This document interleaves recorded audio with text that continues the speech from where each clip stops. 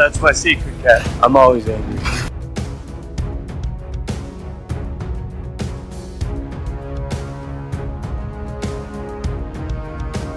Alright. I ran out of patience.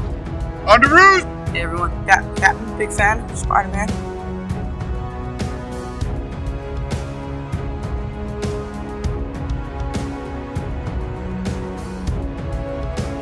Avengers! Assemble.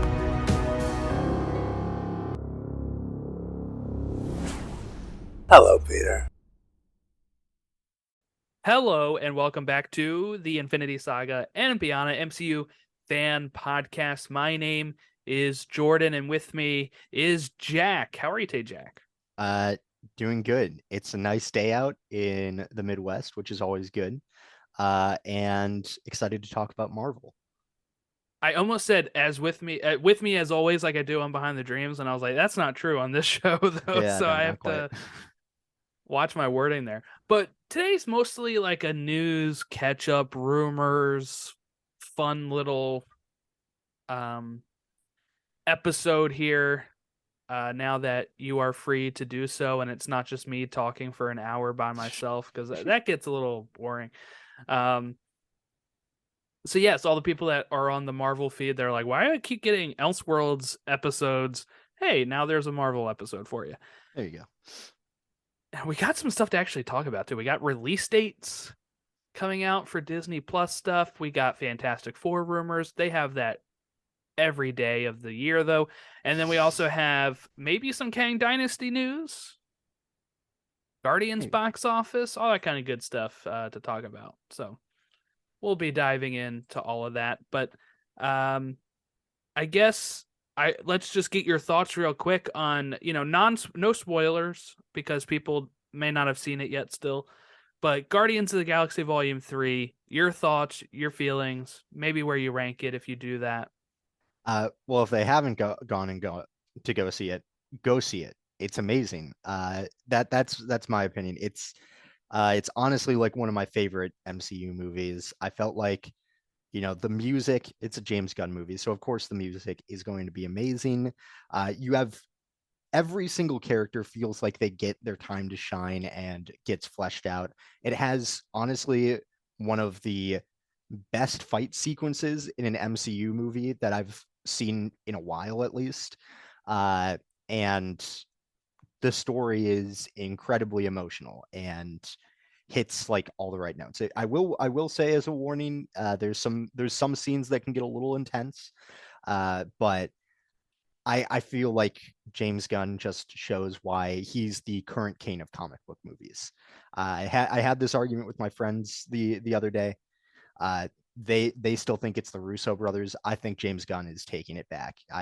He has had 6 hits in a row with superhero projects, and I don't think you can match that really. Even if the Russos had better box office performances, I'd say on a whole, the Guardians movies are better than the Russos movies. That's my opinion. I actually have it ranked as my 3rd favorite MCU movie. Ironically behind 2 Russo movies, but and you can follow us on Letterboxd too if you look us up. There you go. You can find our ratings on that. I was talking with my buddy Chris, who does the DC stuff. He was on this show talking Guardians, and I think I kind of brought up the same thing that you did of, at what point in the conversation are we talking about James Gunn being the best comic book director? Because when you look at Guardians 1, Guardians 2, Guardians 3, then you also have the Suicide Squad and Peacemaker, and I don't want to say if he nails Superman Legacy, because it's more of like a when than an if. Yeah, but when he does, that's 6. Well, you're forgetting the Guardians of the Galaxy holiday special too. Yeah, there you go. The holiday special. So that's 7 projects, 6 of them out currently that are critically well received. Most of them box office hits. The Suicide Squad, I think, came out at a time where it was right on HBO Max and in theaters, and then you also had COVID still lingering. It was well received though. And then you also had the bad name of the 2016 stink on it. So it had some stuff going against it that made it not as like theatrical hit, I guess you could say. But I mean, when you look at all of that, it's tough to see it as anything other than him being the best. The Russos haven't. They've done what?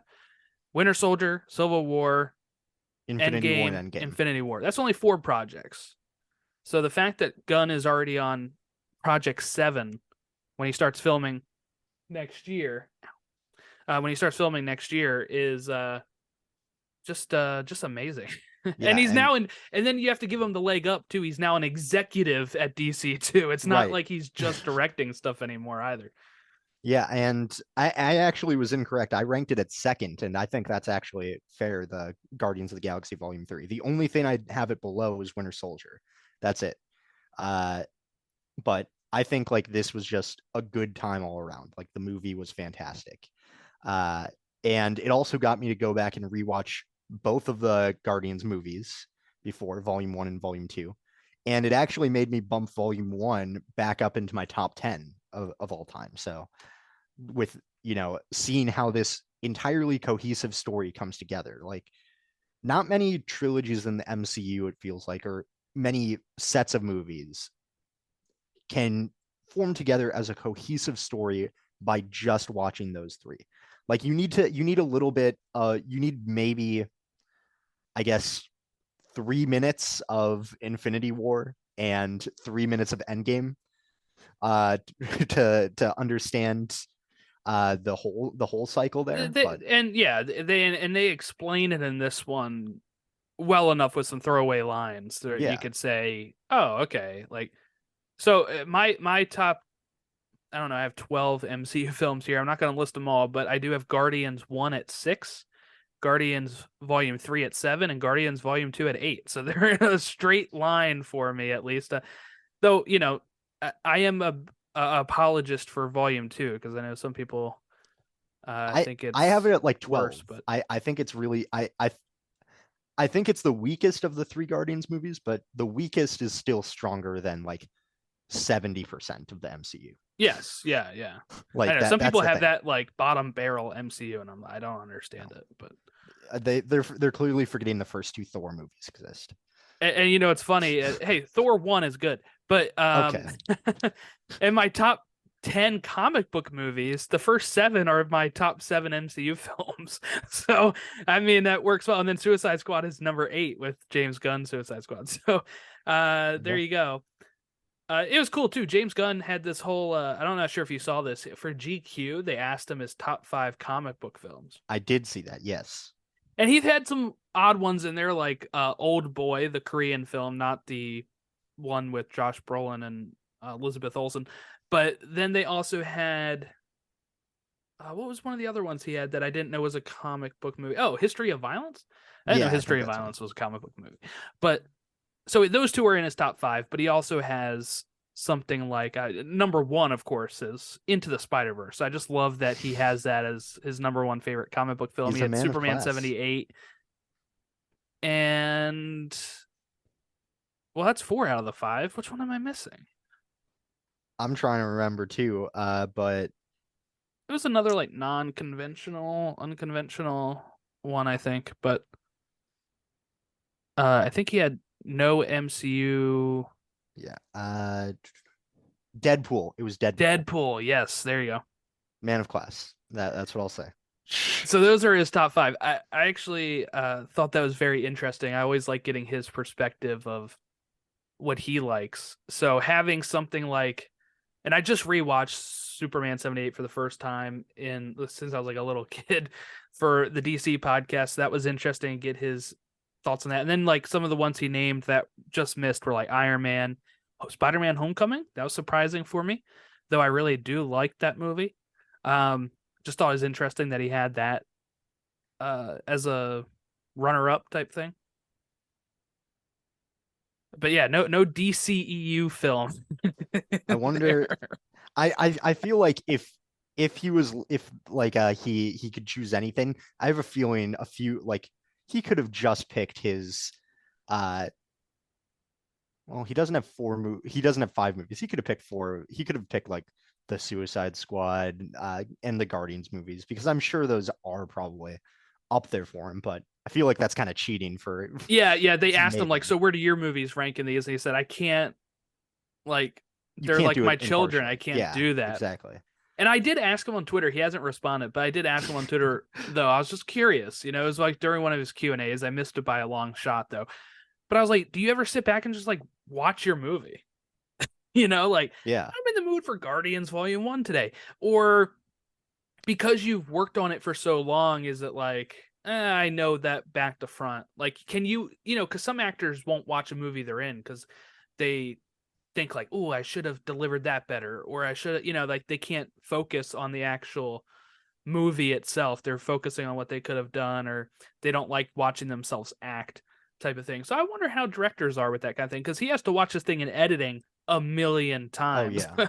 And he has to work on the script a million times. Like, I wonder, like, if they ever unwind, like, they're really good movies. If he's like, yeah, I used to watch stuff I made. Like, I didn't make anything at that level, but when I'm making YouTube videos for like when I was little, like a teenager, my friends and I would make all these YouTube videos, and sometimes I still watch them. Like, oh, let's go back and see how funny I was as a kid.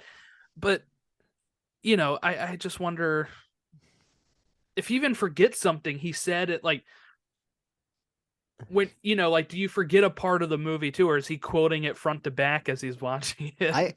I mean, I saw the Marvel TikTok account did a countdown, like they had 12 Guardian songs and had each of the cast members rank them, like in a list where it was like a blind ranking type thing, right? Once you pick one, you can't move them around. And like every single song that comes on, it's funny because everyone else ranks theirs like super quickly. Like Chris Pratt barely says a word. He just quickly ranks it. James Gunn throughout the entire thing is like talking about like, oh yeah, this movie's for this song is from this part and this is why I chose it. And then it moves on to the next one and he's like, wait, they're all continuous. And then and That's funny. But yeah, I think he knows those movies like the back of his hand, it seems like. Although I mean, given his process of writing these movies, where it seems like I think he's said that he chooses the music first sometimes, right? That it definitely it makes sense that he knows that so well that He writes it into the script. He even, like, he just shared pictures of like some of his script stuff this weekend, where he was like, this is how my script usually looks. I have, like, he had drawings of like some of the characters in Rocket's history, and like sketching out stuff like that. He had the song list, that kind of stuff. He knows exactly when to put it in. And he's like, this is not typical. Like, if you're just writing the screenplay, you just write the screenplay. But since I'm directing it too, and I have that type of power, I'm able to, put the songs in.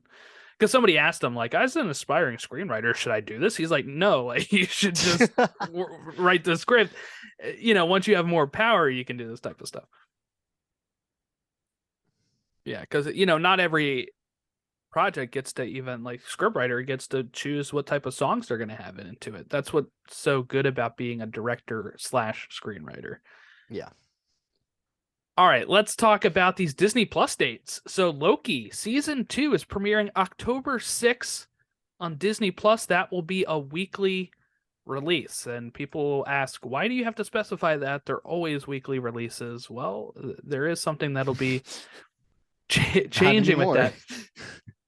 Also, is this? It's a Friday. It's a Friday. That's what I was checking.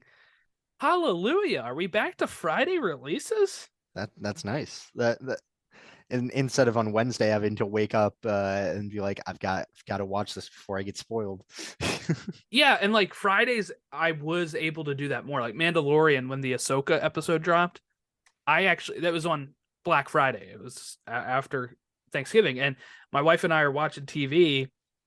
And we got to the point where we were up at 1:00 and we're like, it's only 2 more hours. Like, let's just stay up and watch it. And I was off that day, so it was easier to do. When it's Wednesday, I don't know how these people wake up at 3:00, watch the episode, and then, like, if they have like a 9 to 5, which some of these people do, then go back to sleep or stay up and go to your 9 to 5, come home, watch it again, and then like do live reactions or podcasts. That's tough. I I can tell you from experience, it's not the ideal way. I bet. Like Done that it. I've day done it on before. Black Friday, I was absolutely exhausted. I was Yeah. down for the count, Yeah. But yeah, Loki premiering on a Friday, October 6th. If it's 6 episodes, that means that the last one would be November 10th. But that's interesting because the Marvels is releasing November 10th. right. Yeah, it's November 10th. So right there, you've got a bunch of Marvel content then. And The then the thing is, next I'm gonna go see it on March 9th though, because it's a yeah, same. Thursday. I mean, So- yeah, I'm gonna see it. I'm gonna see it that day too. But then you've got Echo immediately Yes. after that, November 29th. So you're talking like 2 months of just 3 Marvel projects Look, the dropping. podcast is going to be in rough shape on November 29th. The month of November is going to be a rough stretch for Yeah. this podcast. I mean, but Echo is going to be really interesting too, because there's a difference here. And why we have to Mhm. specify that Loki is weekly is because Echo's dropping all of the episodes at once. For the first Which- time ever for Marvel. Yeah. Or for, I think, any like new Disney show, right? Like, I don't think Mandalorian did. I think Disney Plus has dropped episodes all at once before for other shows that are like non-Marvel Star Wars shows. Yeah, I think like outside of those big two properties, right? Like, I don't think they've done this before. They've dropped like a few episodes to start with. I think WandaVision premiered with 2 episodes. Mhm. And I think The Mandalorian might have premiered with 2 episodes as well. No, it premiered with Season one didn't? Yep. Yeah, just Okay. one episode. The Okay. day that Disney Plus dropped. Yeah. Right. Okay. Yeah, but I mean, the most either of these has ever done is 2. So it's kind of strange to see this, and I wonder how long it will be, or if it will be more like a movie as like a mini series. Maybe it'll be like only 4 episodes or something. I think like it's that. 6. I Is it think we 6? do Okay. know it's 6. Maybe 8. Let me double Wow. check. Okay. That would be astonishing. But that's a lot of Marvel content within 3 weeks, which is kind of sad because we're in a bit of a drought for a little bit. That means from June until October we'll be in a bit of a drought there. Yeah, Or July, I guess technically. let me see if it says it is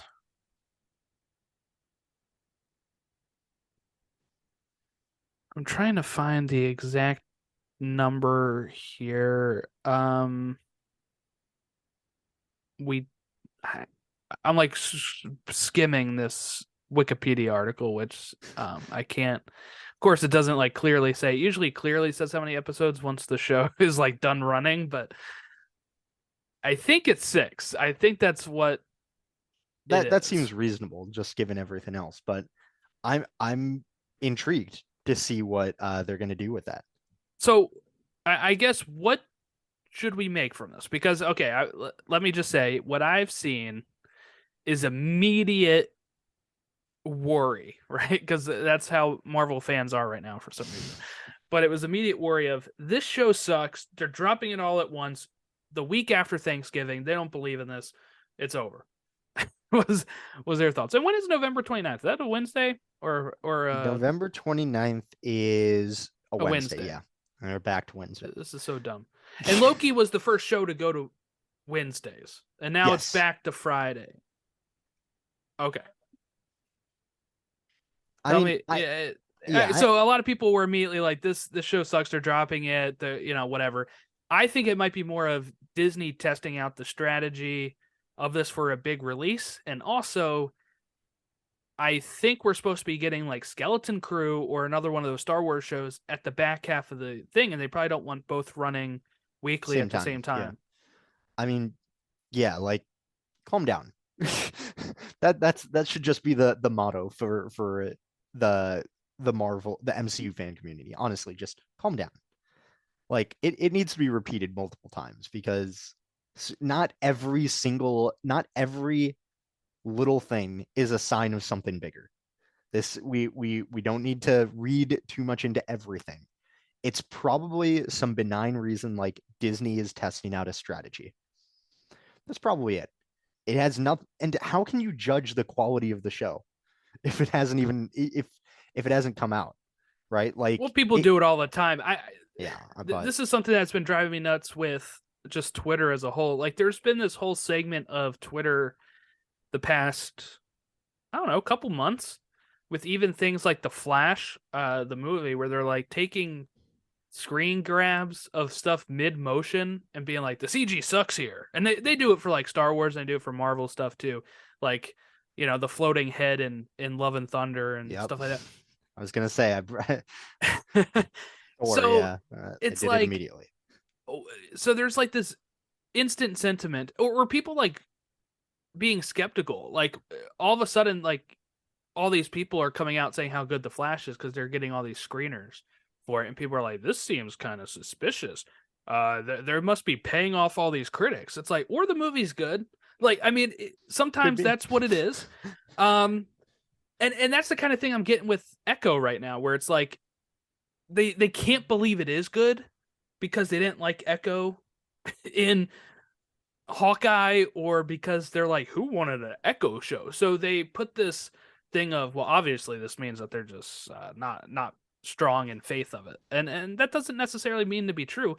Disney is going to be trying all types of strategies because streaming isn't really profitable right now, so they're trying to see what will work. I think that's why we're going to have Loki on Fridays, some shows on Wednesdays, some shows dropped all at once. It's probably just market research. Like, honestly, like that's probably all it is. It's just they're trying to see which one is going to generate more traffic to the website and probably more discussion online, right? Like that's probably what they're trying to do.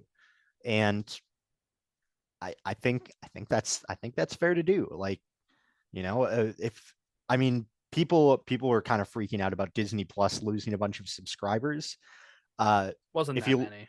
Yeah, and when you look at why and where those subscribers are located, people were like, I won't get into the political implications of people getting into it, but they instead, like, they were concentrated around like India and they like lost the cricket Premier they League. lost the cricket Premier League, and wow, what a shock! A lot of people unsubscribed from it because of that. Not everything is connected to everything. There's like, data is only good if you're good at interpreting it and careful about interpreting it. As someone who's very passionate about data analysis, believe that. Jack is our stats guy here, so he'll be running all of our polls and polling as we head into Echo in November.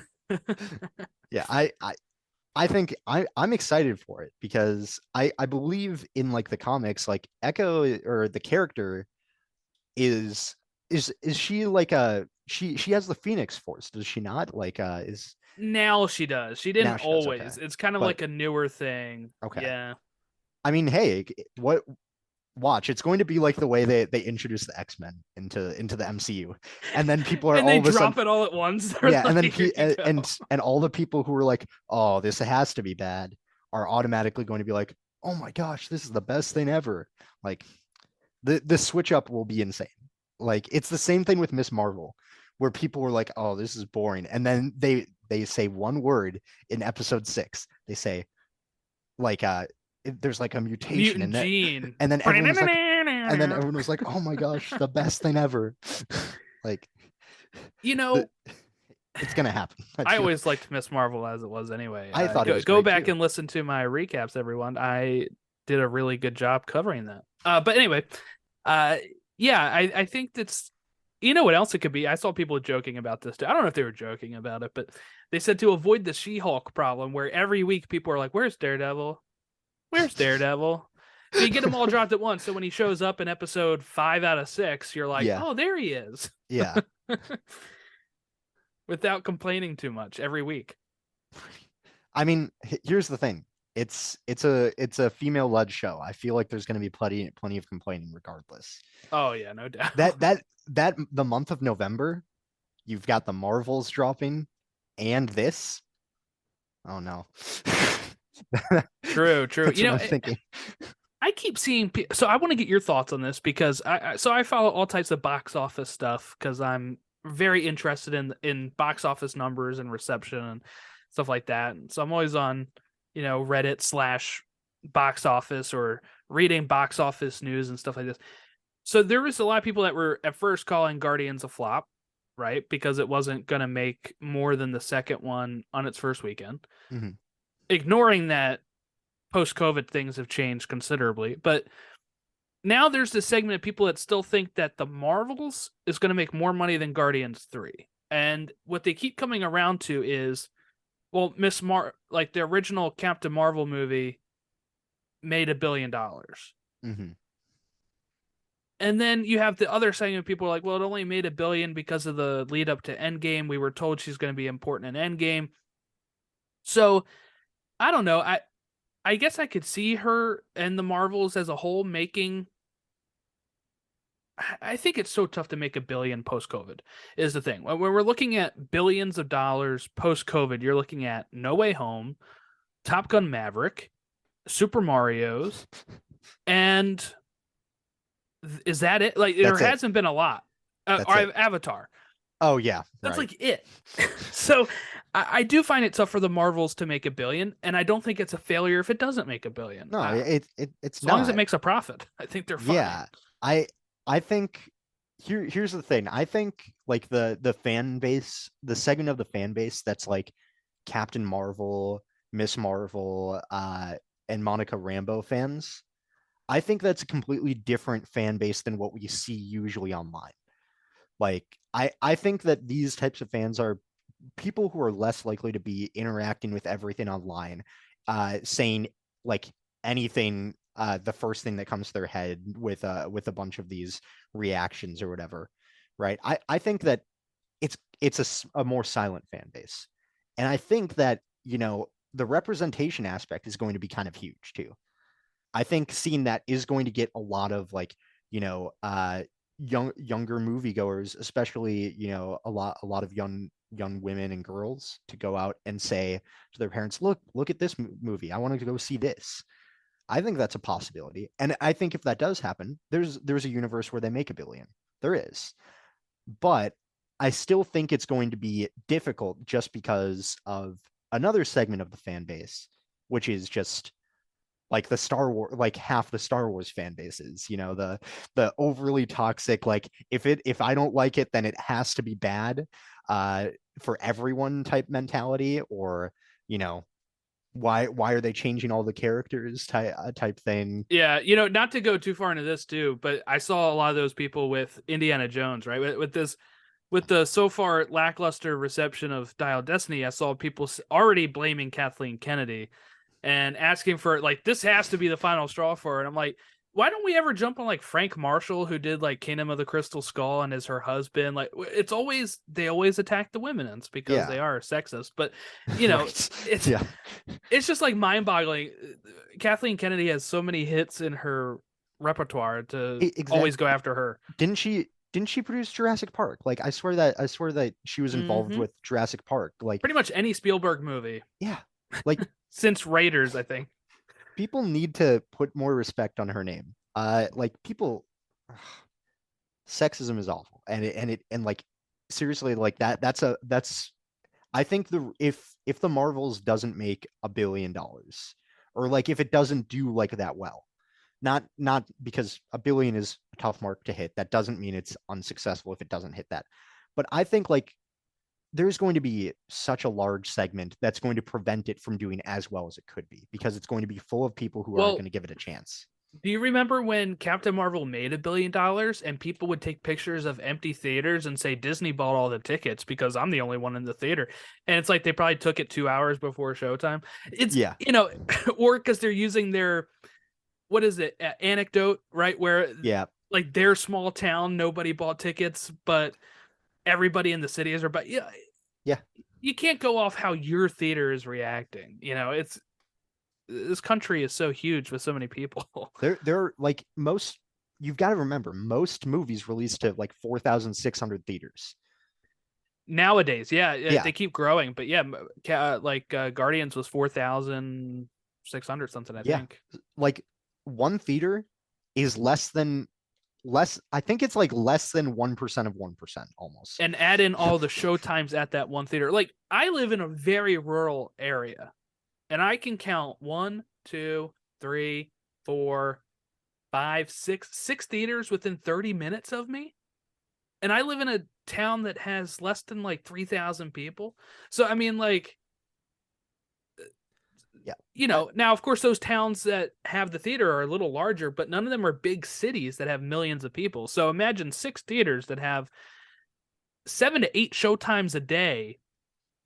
And for one movie, yeah, you're going to sometimes be the only one in there. I went to see The Batman, which was a huge hit, $700 million. I went to see it.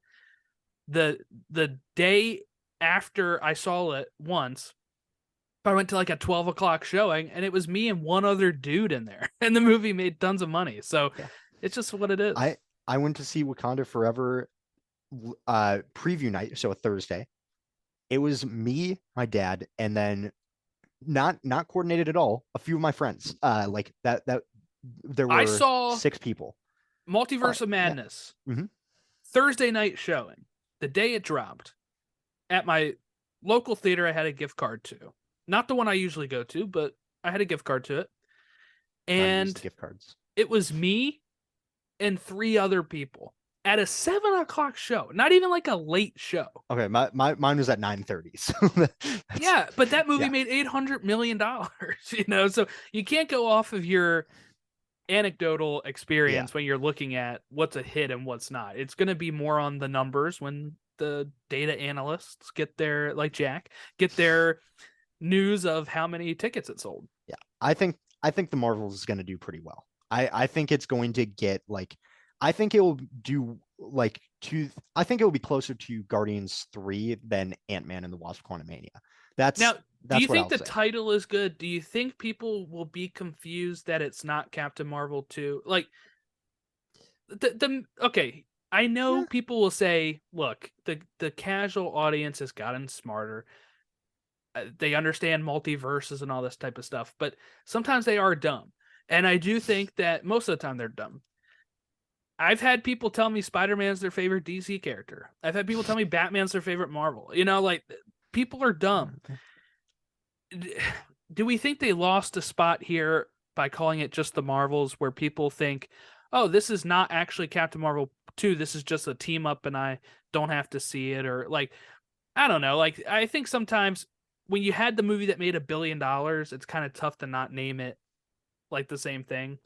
I think it comes down to the marketing before it, right? Like the trailers that come out, I have a feeling they're going to feature Captain Marvel and Miss Marvel more prominently than Monica Rambeau, because I think those two are going to draw in more people ultimately. And I think based off of how it's marketed, it's going to be clear to like the average person who, like, by average person, I mean not like the Marvel super fan, right? That's going to see it regardless. That's my point, yeah. Right. But to the casual audience who's going to be like, you know, watching TV and the trailer comes on, they'll be like, oh, this is a Captain Marvel movie. Because they'll see the person and if they market it properly like that, I think it'll be clear enough, right? And you know, otherwise you also risk the other way. If you call it Captain Marvel 2 and it's not really about Captain Marvel a lot, then people are going to be like, what the heck? I got ripped off. Right. So I think you're kind of, it depends on the marketing, but there's the potential for a lose-lose situation. Yeah, and we've only seen one teaser, so we don't really know what the marketing will really consist of. At least the poster has all 3 of them on it. That's nice. Because I do wonder, like, Disney knows the metrics better than we do when we look at how big Miss Marvel the show was. And I want to stress this to people that maybe look at some of those data from like Samba TV and Nielsen and stuff, that they don't get the full picture, because they're like, especially when they do minutes watched. I hate the whole minutes watched thing, because it could be me pressing it on play 1 million times. You know, it doesn't have to be. And that's how Netflix has been gauging their titles. they'll come out and say Wednesday was our biggest hit with 1 billion minutes. And it's like, okay, well, how many episodes is it? How long are the episodes? Divide that by how many people are probably watching. I mean, like, it's a tough thing to be able to judge. We need minutes per capita. The streamer has better numbers, and they're scared to show them. And the reason they're scared to show them is partly because of this WGA strike, where they're worried about them knowing how much money is in the episodes to be able to get fair residuals. And we see that they don't even want to pay residuals because they're just removing stuff from their streamers that are not popular. I mean, not to go off on a tangent, but they're even removing this Ludwig Göransson voices behind Marvel, the music behind Wakanda Forever. This thing just premiered like a month ago, and it's going to get yanked on the 23rd or 26th or something. It's insane. They're removing a couple Marvel things off of there. None of the shows are like actual, like some of the documentary type stuff is what they're removing. And that's dumb, I think, because I feel like you'd want to have more content, but they're scared they have to pay these residuals. And apparently the streamer model was dumb. They decided to pay residuals off subscribers instead of view counts. So if the streamer has tons of subscribers, but that thing's not being watched, they're yanking it off of there so they don't have to pay a low watched thing the same residuals as their most watched thing. Yep. So regardless, make sure you buy physical media. Make sure you buy stuff on iTunes if you want to be able to have it, or buy it on Amazon on DVD or whatever. Kind of segueing into, of course, this Quantumania is on Blu-ray and Disney Plus now. And I don't know. I just worry it sets a bad precedent, and I'm also worried about Disney Plus just disappearing someday when they realize that it's too much money to keep using. What happens to these Marvel shows? What happens to the Star Wars shows? I wish I could have them on DVD. I have a feeling there will be if they did make that decision to take it down, I have a feeling that they are going to release those in some other way, because they'll definitely like sell them to another streamer. Yeah, they need to have them on Blu-ray and like but Vudu, they know, iTunes. They know it makes the money, right? Like they're and I know for like, I don't know for a fact, but I'm pretty sure that if Kevin Feige was like, you're shutting down this streaming service, you better preserve this content because it's vital to understanding their story. Yeah. So like I'm pretty sure that if anything was to happen to the entire streaming service, those shows would be safe. Like, but of course that's not the same for everything, which is still stupid. But that's the risk with like streaming and all of this kind of stuff. And I just don't know, like, why should I even bother with a non-Marvel, non-Disney show, not like non-Marvel, non-Star Wars IP based show on Disney Plus right now, because it could just get yanked immediately. I mean, Willow premiered less than a year ago. It finished less than 6 months ago. It's getting totally yanked off of there. It's like, so you don't even, this is the thing Netflix does too. They canceled $18.99, which was a really good show, but because people didn't watch enough of it in the first like 20 days. And I'm like, but it's still like, why are you judging it? If it got, let's say it gained popularity 5 months later, you could still be like, you know what? Like, why are we canceling stuff so quickly on a streamer service when it could make a good run 5 to 6 months later? I mean, look at Arrested Development. That show was canceled, got on the Netflix, became super popular to where Netflix said, we have to make new seasons of this. So it's just Community weird too, right? Like Community. Yeah. Now there's a movie coming out. I think it's a later hit this year. Yeah, they're starting to film in. Well, they were supposed to start filming in June. I think that might get pushed back with the strike now. Yeah. But that's the kind of stuff that worries me about streaming as a whole. Yes, these popular shows will continue elsewhere. And I know, like, I was talking with Logan Matt about it, and Logan's like, well, didn't this always happen with TV shows? Like, if they were on TV and they got canceled, they would just disappear. And I'm like, sometimes they would still get put on iTunes or DVD, but also, if we're talking about network TV, we weren't paying for it. Network TV is over the air. I'm paying for Disney Plus. I want content on Disney Plus.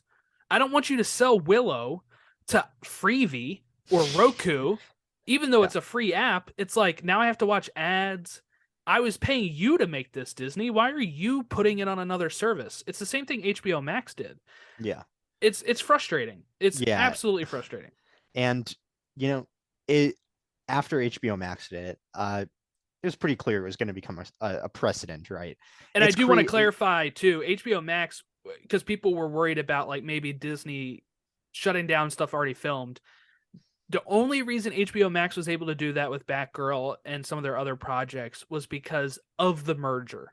They had a window to be able to get a tax write-off. Now, removing stuff has been because of the residuals issue. Right. But, you know, it's creative accounting. That's what it is. It happens all the time in every industry that has something to do with finances, which, spoiler, is all of them. And yeah, they're going to try and find ways to make their profits look better, and this is a way to do it because, like you said, don't have to pay residuals on things, and also you can claim it as a loss on your tax write-offs then, because you know you're saying like, yep, this is just a loss. It's not accessible anymore, so we're not just claiming it as a loss just to re-release it. That kind of stuff. So that's what it is. It's creative accounting, and it's not technically illegal. It's scummy, but it's not illegal. So and it helps them make more profit. And at the end of the day, I just feel sorry for all the writers and people that worked so hard on these things to get immediately discarded a couple months after you see it. At the end of the day, it's art. And it's like going into an art museum and just like saying, this painting isn't making a ton of money, and then just lighting it on fire. Like it's now no one can have it. Yeah, now no one can have it. It's the same thing. Empty canvas. Just a frame remembering that it was there. And yeah, it's like the exact same kind of thing. I think movies and TV are art, and they're basically destroying art. But even if I didn't like the titles on there, I didn't care for many of them that are getting removed, but they've added some more on the list too. By the way, I mean, some of them are their big IPs too. We're talking about like Mighty Ducks, which I thought was a reasonable hit for them. They're just totally yanking it. The Howard documentary has now been reversed. It's staying on. Howard Ashman, who did music for Little Mermaid, Aladdin, Lion King, I think, right? He did like the I believe he was the lyrics for those songs. They had a nice documentary about him. He died of AIDS in 1991. He's a Disney legend, and Little Mermaid's coming out later this month. And it's also Pride Month next month, and they were about to yank this documentary off here. After all of that, they decided to keep it. So obviously it can't be causing them too much money, right? I mean, if they're like, oh, never mind, to the bad press, we got to keep this on now. Well, because the bad press cuts into the profits. Yep. I thought there was no such thing as bad press, right? Yeah. Well, sometimes there is, apparently. But you know, maybe moving on from the less light topics of capitalistic greed and sexism, we can move on to some rumors. Yes, Fantastic Four rumors, which might still cause some of those issues. I guess we'll figure it out. So some of the rumors here, and look, I do not buy for 1 minute the rumor of Mila Kunis as the Thing. All right, no, I don't buy that as what. Don't buy that for 1 minute. One of the rumors was like, now that fell through, we're going with Daveed Diggs. And I'm like, what tonal whiplash is that of like, well, we were going to have Mila Kunis, but now we're going to go with Daveed Diggs. It's like, no, obviously they're just, some of this stuff is just thrown to the wall for clicks. James Gunn pretty much said as much. He said he's no longer commenting on some of these DC rumors because he read 100 today and only one was half right. Yep. Yeah, there's a lot of clickbait on here, but at least like there's 3 main rumors that have really swirled around on casting. And I mean, until these get announced, there's going to be a new one every day. There, just every single day, there will Sadly. be something new on it. So I'm hoping that this gets announced at Comic-Con, please, just so it can be, so we can wrap this up and move on to new things with it. But the first one, like you said, David Diggs as the Thing, I like it. I like it. I think it can work. And also it matches up with an earlier rumor that a character or an actor with a large role in an upcoming Disney movie was offered the role. He's in The Little Mermaid as Sebastian, I believe. Oh, true. So Hamilton. He's in Hamilton. yeah, he's in Hamilton too. But Disney Plus. he's I think people at first are like, how can he play the Thing? Like, what isn't he supposed to be like some dark and gritty character? Kind of. He's also really funny. Like Ben Grimm is a humorous character. Yeah. So I think it works well. And also one thing that I know a lot of people are concerned about is the religious aspect too, because a big part of Ben Grimm's character is he's Jewish, and David Diggs is Jewish, so that does match up with that. And I hope that I like the idea. I think it's interesting, and I think it can work. You know, my favorite thing to do was joking at all the people who were like, "This can never work. I can't believe they're doing this," and I was like, "Man, I'm sorry they didn't cast an actual Rockman as the Rockman. I'm sorry." They should have just got The Rock. Yeah. Oh God. But no, I mean, look. So I don't see the vision for, no pun intended there, for David Diggs, I guess. But I'm not gonna like cast it out because I trust Sarah Haley Finn, who has nailed like each of these roles when she's casting. So I don't really see an issue of like getting upset about it. But like I haven't seen him in a role that's very similar to this, I guess, so I can't judge. But let me remind people, every time you say a casting is wrong, it's been pretty much that you're the one incorrect. You know, the uproar when Heath Ledger got cast as Joker, the uproar when like Ben Affleck was cast as Batman, and then you have like this sect on Twitter now who worships him, and then you have the uproar when Robert Pattinson was Batman and Michael Keaton was Batman. In the original 80s, people flipped out because he was like a comedic actor. You know, people flipped out when a lot of these roles were cast originally, and then you see the Thing and you're like, oh, I get it now. Like, because you're not the one seeing the audition. And what people do is they pigeonhole these actors into one role. And that's what I just said pretty much when I said that I haven't seen David Diggs do something similar. I'm thinking of him from Hamilton and his kind of high-pitched voice, and I'm thinking, hey, you know, that may not work. But I haven't seen his audition. So if he actually auditioned and it's good, then he deserves the role. Like, we got to stop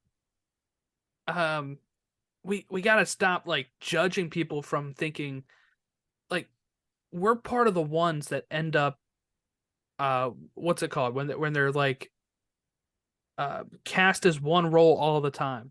The fans are the biggest problem of that. You know, I'm sure people would be like typecasting. There you go. I'm sure people look at like Steve Carell and are like, I only see Michael from The Office, and it's like, but he's done other stuff, you know, like. To be fair, I'm definitely guilty of that. I rewatched the movie Vice, where he plays Donald Rumsfeld. Oh yeah. And I just heard, I was just like, oh, it's Michael Scott. I can't stop hearing it. But yeah, no, it is. But let's be real. Has there ever been like, I mean, I'm sure there's like probably one obscure like side character that I'm forgetting, but in terms of like main MCU characters, has there been a legitimately bad casting like in the MCU? Main character? Look, I'll be real. I didn't really like Edward Norton as the Hulk. They fixed that though. Right. Yeah.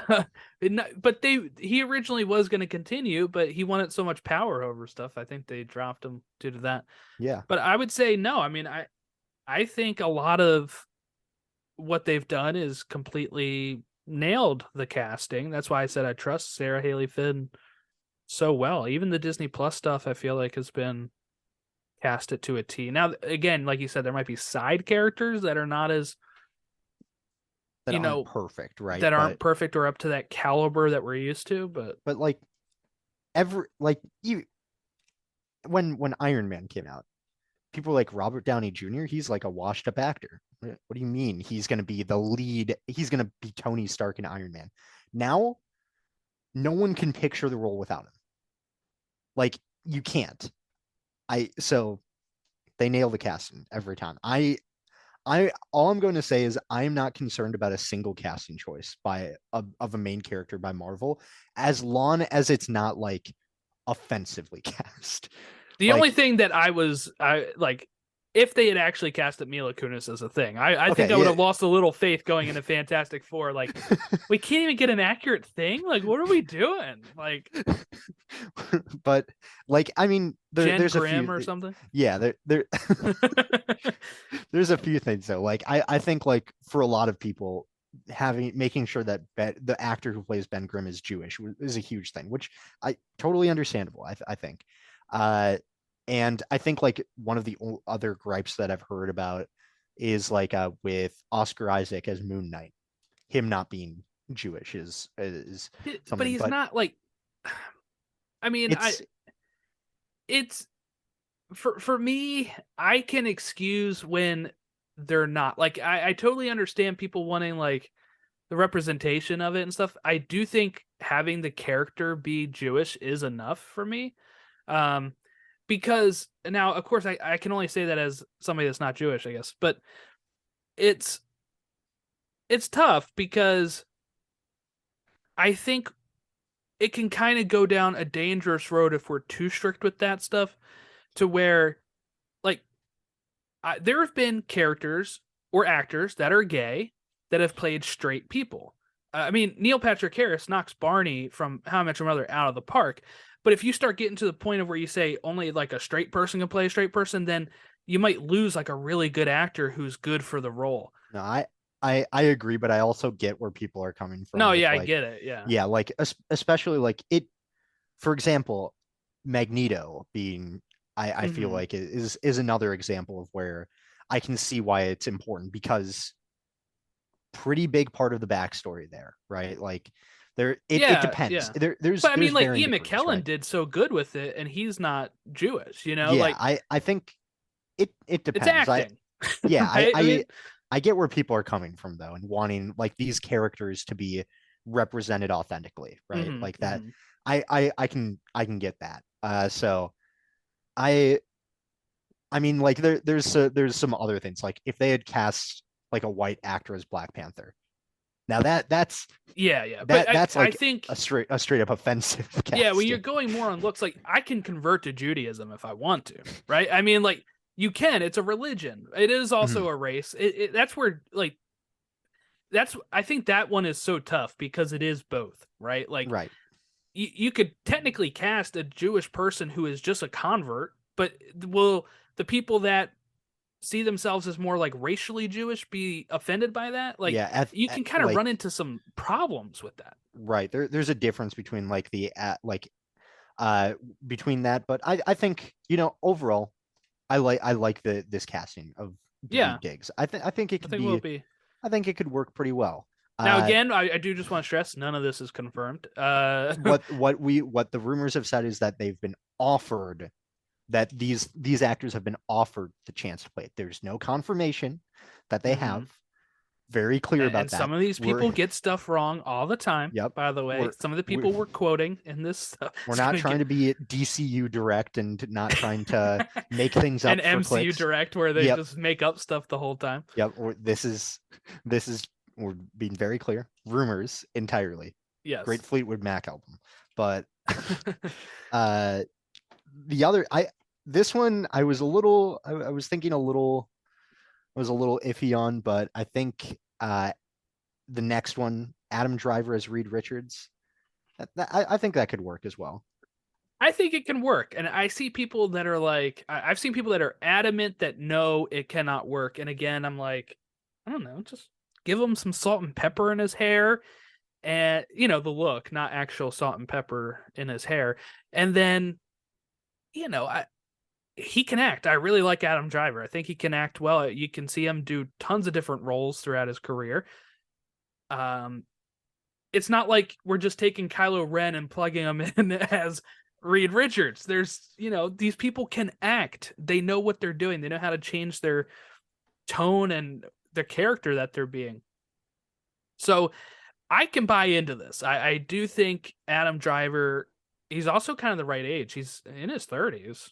Yeah, right. I mean, I think it could work. He's been good in franchises before, right? Like I think he's a better choice than Krasinski. I think people have gotten so attached to John Krasinski for the only reason that they wanted Emily Blunt as Invisible Woman, and then they were like, wait, Krasinski's actually married to her. We need our Reed and Sue actually married. And then somebody once drew Krasinski as like Fantastic Four in the comic. You know what I'm saying? Like they kind of modeled Reed off of Krasinski at one point. I think it was after the fan cast. And then people were like, no, look, it can work like this. But I said it on our Multiverse of Madness thing. I don't think he nailed it. Now, of course, he probably came in for like 2 days. And shot his stuff, but I would rather somebody younger. I don't even know how young Adam Driver is, but I think he looks John Krasinski's than Krasinski. Like, he's like in his 40s, like mid 40s at least, right? I mean, let me check. I think Krasinski's 44. He's 43. Okay. And Adam Driver, I think, is surprisingly older. Not older than him, but he's 39.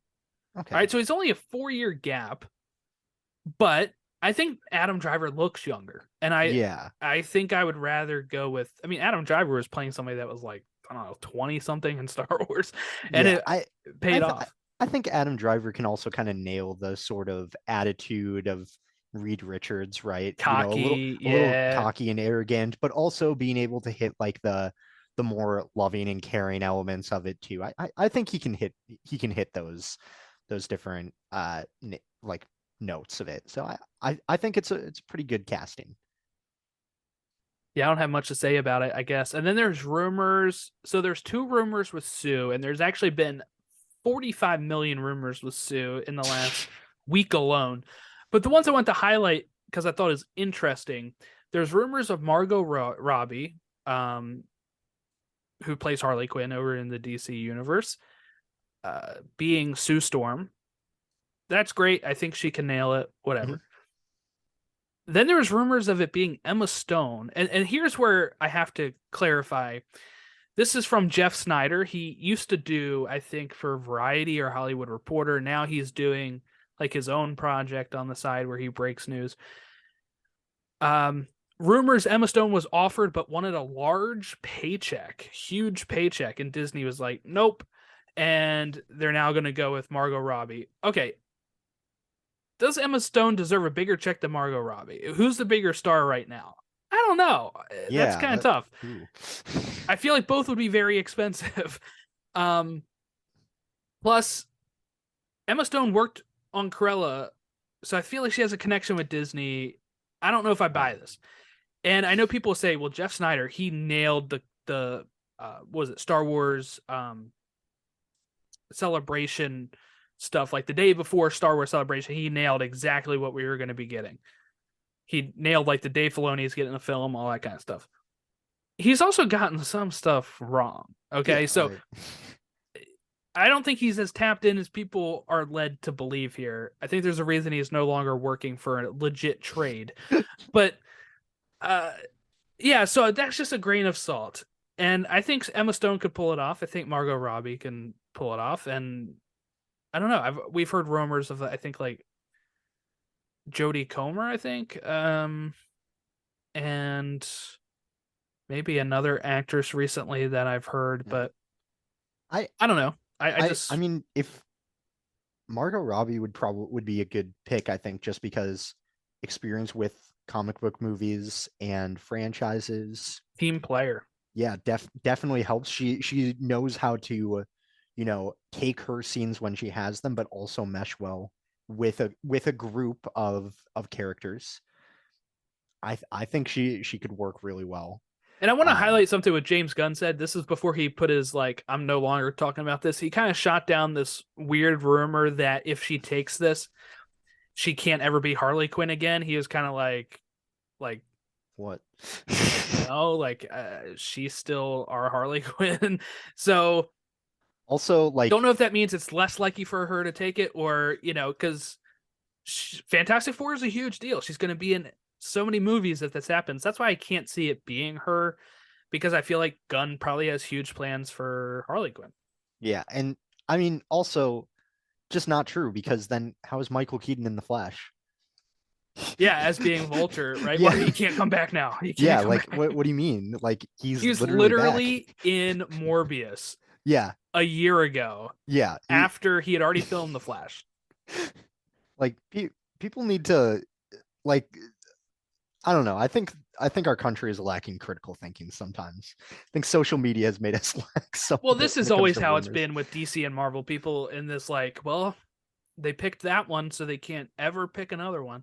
Meanwhile, I'm doing a Marvel podcast with a Justice League shirt, and I've got Spider-Man behind me. I mean, most people in the general audience, one, like I said, can't name which company does what. Now, they've gotten better because Marvel has become such a huge brand. But Right. most people still like don't know, and they just think, oh, superheroes.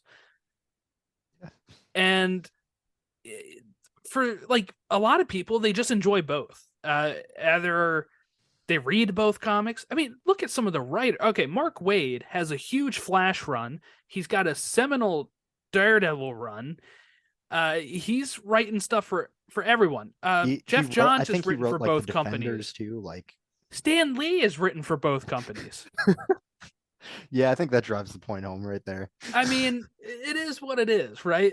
They don't hate it as much, and that's what James Gunn always says. Like, we want Marvel to be successful, Yeah, because, and that's what Feige says. We want DC to be successful because competition. if the competition makes them better, and it shows that, I mean, look, I do both of these podcasts on the same feed.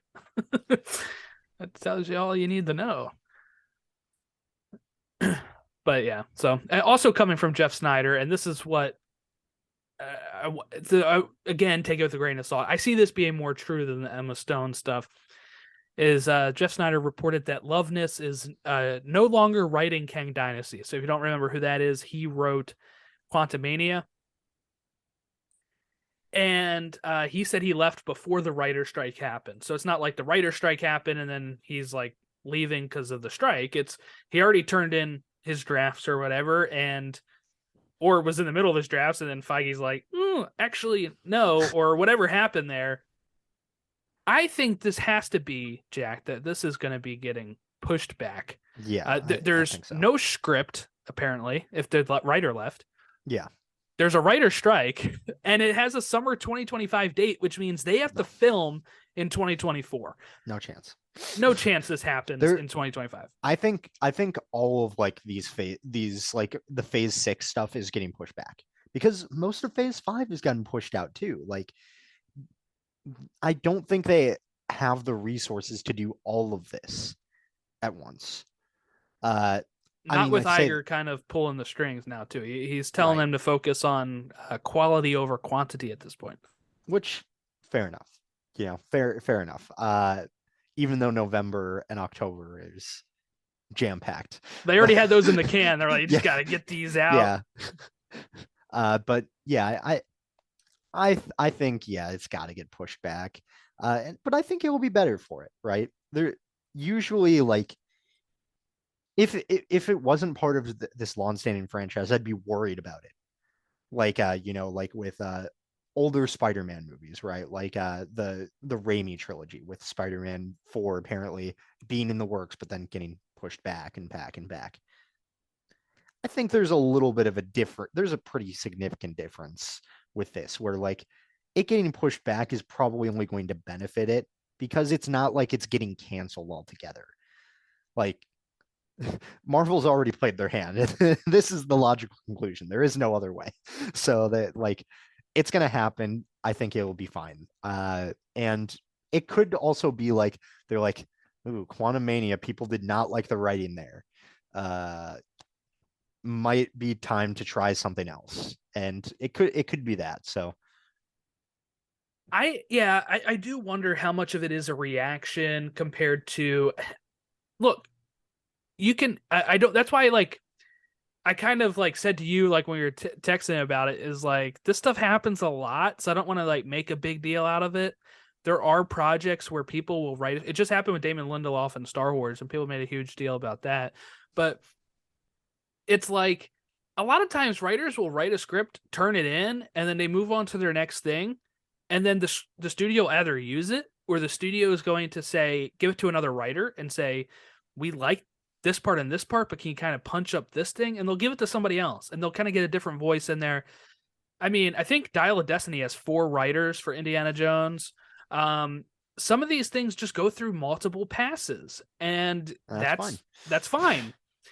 It's like when you were writing essays for school, right? Well, like not me. Well, sometimes, right? Like if you have Well, if you have one and done. you have a huge essay, right? Like something worth like 75% of your grade. Odds I'd are probably still do it the night before. For me at least. I'm not gonna be the only person like looking at it. I'm gonna send it to I'm gonna like work with friends in the class and be like, hey, could you read over my essay and I'll read over yours, and then we can compare notes and work on improving this. Big projects take a lot of voices. You know, that's just how it works. If you want it to be the best it can be, then you have other people take a pass at it and say, oh, this thing could use some more bite to it. You could emphasize this a little bit more. You could show off this character by doing this, right? And the reason I'm like stressing that too is because I doubt Kevin Feige is reactionary. I think he does take it. I think he does listen, right? And he might be like, "Hey, we are probably putting out too much right now. That's been an overwhelming sentiment. So maybe we'll scale it back." But he did read Quantumania script, and he did like it enough to greenlight it. So it could just be he got this script and said, "This isn't what I'm looking for Kang Dynasty," and had to part ways. That's probably it. There are writers that write good things and bad. Each writer writes good things and bad things. You can't just be. There's no writer that just nails it every time. Yeah, and some writers are good at writing specific tones, and other writers are good at writing other tones. It's probably just that case. And I think instead of saying like, oh man, we're doomed, the movie's going to be awful now, why not take it as a good sign, and as like Marvel wanting it to be the best it can be? Like glass half full, guys, come on. Like I think we were all surprised last year when they go to Comic-Con and say we're doing Kang Dynasty and Secret Wars in the same year, and it's only 3 years away. We're now almost a full year from then. We have, like you said, the writer strikes. They've gotten some harsher feedback since then as well. And I think that they are probably pausing it a bit because it did feel weird that we were getting 3 phases in the span of 5 years, right? Because it would 4 years, because it would start at 2021 with Black Widow. Yeah. Or WandaVision. Was WandaVision first? No, Black Widow was first. Oh, actually, probably WandaVision was first. Yeah. But theatrically. Either way, 4 years. Black Widow. 4 years. And we were going to get 2 Avenger movies 6 months apart. They now moved that to 1 year in between. Mm-hmm. And it wouldn't shock me if they actually, like, Kang Dynasty takes Secret Wars date and Secret Wars goes another year out, because we're probably still getting Spider-Man 4 in here at some point. Shang-Chi 2, potentially. Yeah, I mean, that's the thing. I understand people. I think people put it harshly when they say we don't care enough about these characters. But there is the issue of when we had Endgame and Infinity War, we had 3 Cap movies, 3 Thor movies, 3 Iron Man movies. We had Civil War, where Cap and Iron Man were constantly interacting. We had 2 Avenger films in between then where these characters interacted all the time. And now that we don't get Avenger films in the middle of a phase and instead get them at the end of a saga, it's a little bit harder to create the Shang-Chi hasn't met the whole team yet. So what's that Yeah. dynamic like in Kang Dynasty? I do want them to start flipping some of these characters in a bit more, because at this point it does seem like we've barely gotten any interconnectivity to even lead to where this team feels like a team. And maybe that's the plot line of Kang Dynasty of we have to get the team together again. But we don't know yet. We don't know what that's like. Yeah. I mean, I will say as well, like there were some teams getting thrown together in Infinity War. Like the Guardians hadn't met anyone of the Avengers, But right? that made sense because they were cosmic, right? Compared and I think, to like, I think like, you know, Kang Dynasty, we're starting to get some connections here though, right? Like we're getting the Marvels. Yep, the Marvels is starting to connect that cosmic side to Earth. We're getting never mind, that's potential spoiler for Guardians of the Galaxy Volume 3. We're gonna leave that out, but it sets some things up to connect the cosmic to other members of the team, we'll say. Try and leave it as open as possible there. There's also rumors that New World Order is going to be like a team up type film with other Avengers. So if that's the case, then yeah, you're getting that. And Thunderbolts is gonna include some team ups. Like I think, you know, we're still building. Like the thing is with these movies, there's a lot more characters, right, than what we had originally. Right? Like we had 7 main characters fundamentally in the first phase. The second phase introduced us to a few more characters, right? We got the Guardians and we got Ant-Man. I think that's all that gets introduced in phase 2 though, like in terms of new characters. And then phase 3 introduces Spider-Man, Black Panther, and Captain Marvel. And I think like that's the extent of or in Doctor Strange. I think that's the extent of what's really added. So like we're talking about adding a lot more characters in than before. And I think that's where some of that disconnect is also coming from. But kind of a tangent on the original thing. Well, but like, and I think I mentioned this on my Guardians thing too. Is like I think it's overstressed of how much people are like, we don't care about the characters, because if you actually list the ones that are still from the first 3 phases, we have Falcon as Cap, we have Thor, Doctor Strange, Ant-Man still, some of the Guardians. We have, you know, a lot of people. Hulk is still around. Like, we still have characters that are from that original bit of the first 3 phases where we can Captain Marvel. I mean, one of the Black Panthers.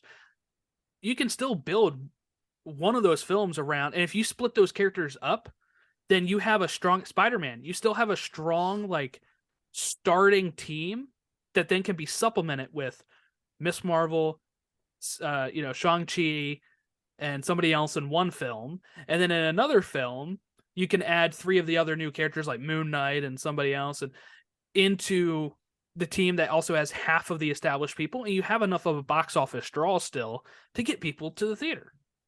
Yeah. I all of this is to say, I think Kang Dynasty is going to be just fine.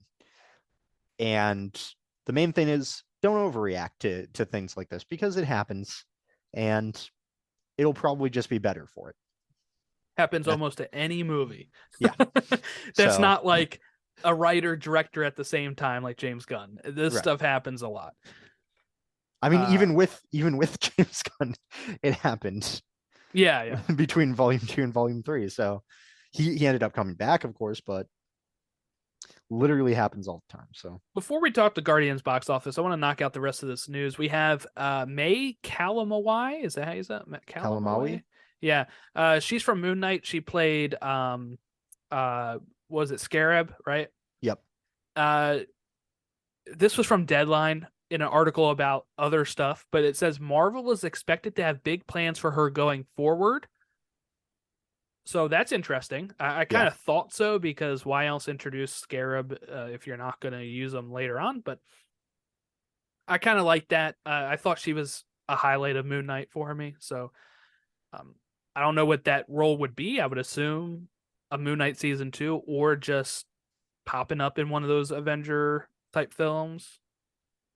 But yeah, good news. Daredevil, Clark Johnson is going to recur as a character, but he's also going to direct a couple episodes for Daredevil Born Again.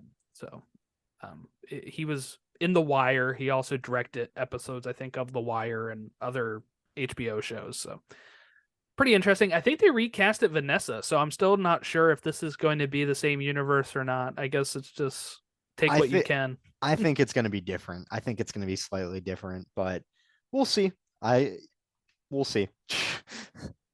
And then Alako Cox, who plays Echo, said she's going to be at Comic-Con. She said she'll be there July 22nd. People said that this confirms Marvel's thing. She could also just be there signing. But what I do want to say is Marvel's is usually on a Saturday. July 22nd is a Saturday. So usually that's when all the big boys do their presentation anyway, is on the Saturday.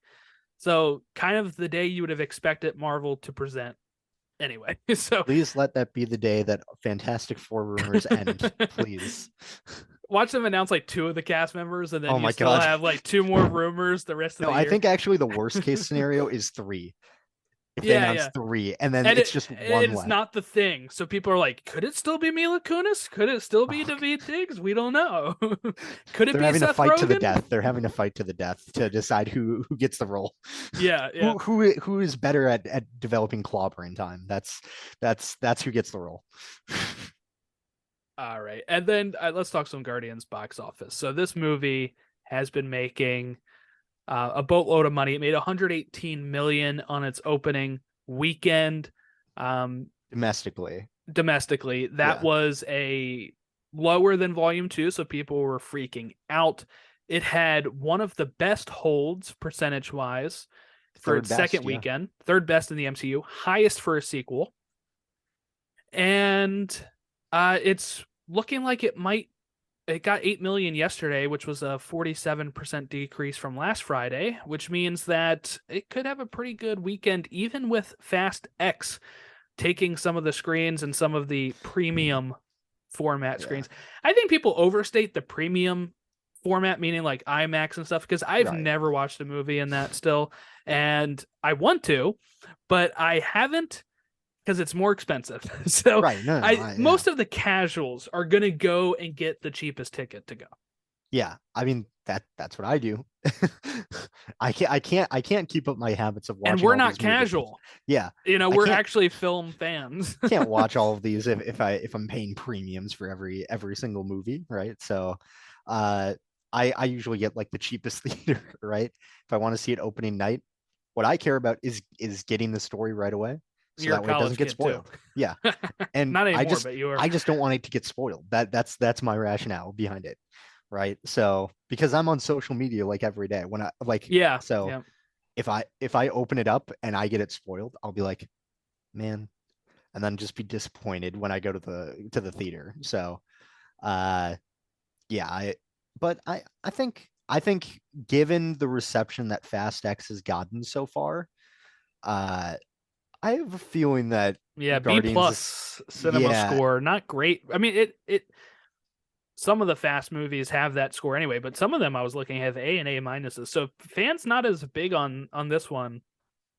Are there Fast and the Furious fans? That's my question. Where are they? Because there are. I watched the first movie when it was about stealing DVDs, and I liked it. When I see them jumping out of a window in their car or pulling a boat with their car, I am a little concerned on how far off the rails they've got. I think pulling a bank vault, right?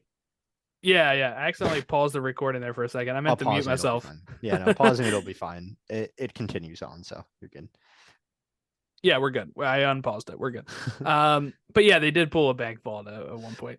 Yeah, with 2 Dodge Chargers, I think. They also did this where they drove out of a skyscraper into another skyscraper. Oh yeah, because or like how the runways in that movie are somehow like 17 times the length of a normal runway. Yeah.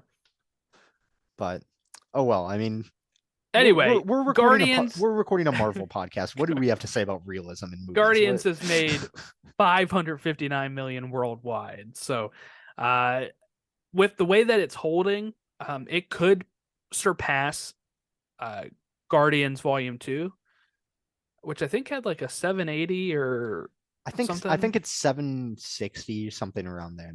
I'm on it's high Box Office 700s. Mojo, so I should.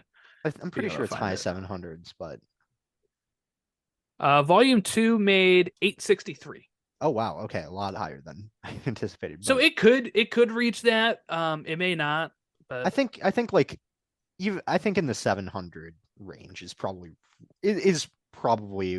where it could fall. And people Like, saying like, there's people that are like, obviously you would want to make more than your the movie that took place before it, but again, this is a post-COVID world.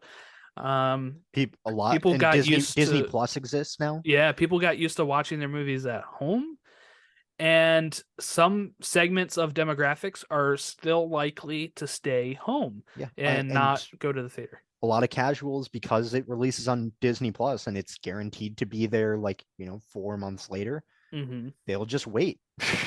And with movie theater ticket prices increasing, I don't necessarily blame them, right? So I feel like comparing movies pre and post COVID is a little bit disingenuous. It can be like if you're using it as an absolute number and saying, oh, this did so much worse and it's because the movie is bad. Not maybe it's because of that to a certain extent, but also there's a lot of other factors that you didn't consider. Another common problem with data that people take out of context. But yeah, people take data to fit what they want it to fit. That's just how it works. That's always the case. Okay, so the next thing we're going to be talking about at some point on the show is Spider-Verse. Across the Spider-Verse drops June 2nd. June 2nd, very soon. A lot sooner than I was. 2 weeks away. Than I thought. Less than 2 weeks away. I know. So this is something that can handicap Guardians, as well as that June is going to start really piling in the films. So, but the good news is that their movies have been well received, Guardians, and they'll continue to make money.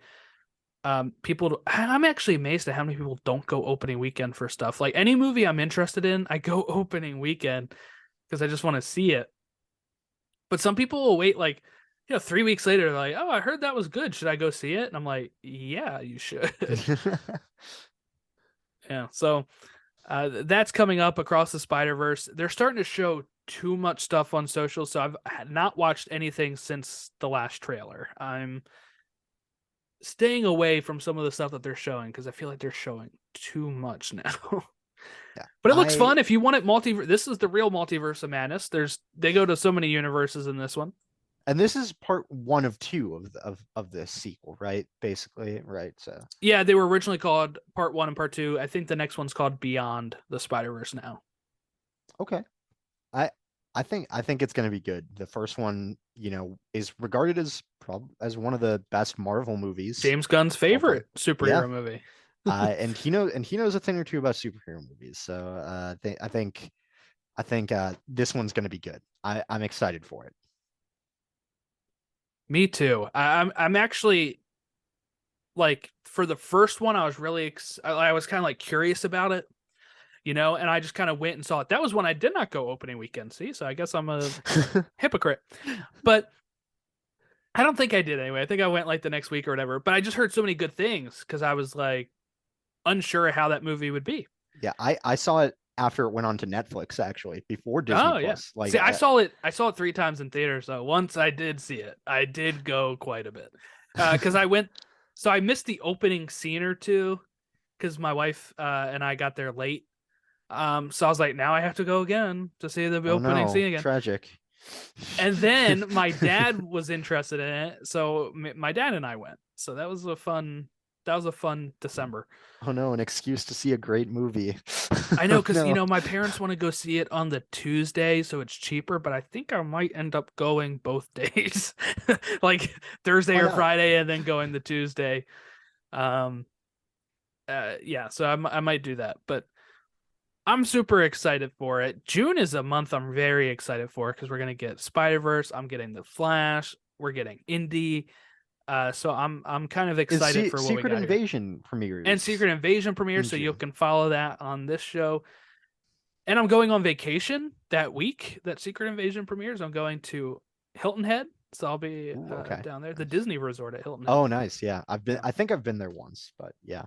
We go there a few times, but I don't think my Nice. wife has been there, so it'll be a nice trip to take her on it. We're just going for like a Thursday to a Sunday or something, so just a little short weekend. trip. Yeah. And it's in South Carolina for us, so it's like an 8-hour drive, or Oh, it's you're not driving. far. Oh Yeah, yeah, it's I not suppose. far. Yeah, never mind. I suppose that's easier from where you are. Than... Yeah, we're gonna wake up on like the Thursday and just go down. Oh, okay. Yeah. Yeah, that's fair. I'm not one to judge. I regularly have taken 10-hour road trips. So. Well, we used to drive to Florida all the time Oh man, no. to Disney. My So that family would did be it. our 15-hour drive all the time. My family did it once from Minnesota. I've met people that drive that all the time, and I'm like, man, imagine how long my trip is and like double it. Yeah, yeah. It was not. I was 7, so it was not a great time. Yeah, not good. Speaking of Disney, if you want to hear us talk about Disney, we have a Disney podcast, Behind the Dreams, where you can follow me and Jack on there, where we talk Disney World. We're gonna have to have another episode quite soon to talk about the Star Cruiser mess. Yeah, it was funny because behind the scenes here, I was talking to Jack after we recorded that. I was like, we should just do like bi-weekly because I don't think any big news will be coming up in the next 2 weeks. And then literally like 2 days later, it's Massive that news. Like that's how it always works. Because we recorded on Monday and it was a Thursday news drop. Like honestly, with our luck, tomorrow the Fantastic Four official Forecast castings comes will out. be dropped. Like officially. Like If that happens, because I'm not sure how quick I'll get this up. If that happens, I'll put a little thing at the beginning like, some of this stuff is outdated because we speculated on this, but you can still listen to it. yeah. Hopefully not. Also, maybe hopefully, yeah. We'll see. We'll see how I'm feeling on the day. Yeah, do you want the rumors to stop or not? Yeah. All right. Well, if you want to follow the podcast on here, it is at TO Infinity Saga on Twitter, facebook.com/Infinity Saga Beyond. And email us marvelplusrecaps@gmail.com with any feedback. Jack, if you want to share any of your socials, you're free to do so. Yeah. You can follow me on Twitter at jcprasad16.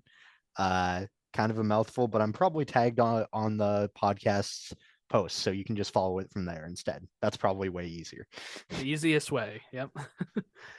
Thank you all for watching and listening. We'll catch you next time. I guess that's when I'll cover Across the Spider-Verse. So, bye.